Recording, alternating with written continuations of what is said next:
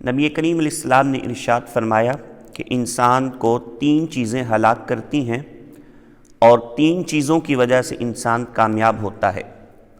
جن چیزوں کی وجہ سے انسان کامیاب ہوتا ہے وہ کیا ہیں؟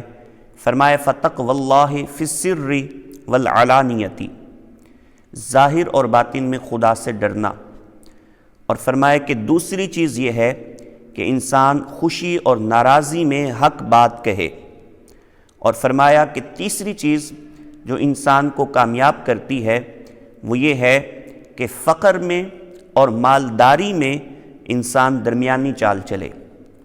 آگے ارشاد فرمایا کہ 3 چیزیں انسان کو ہلاک کر دیتی ہیں، نفس کی پیروی، اور دوسرے نمبر پر بخل کی اطاعت، تیسرے نمبر پر ارشاد فرمایا انسان کا اپنی ذات پہ گھمنڈ کرنا، اپنی ذات پہ تکبر کرنا۔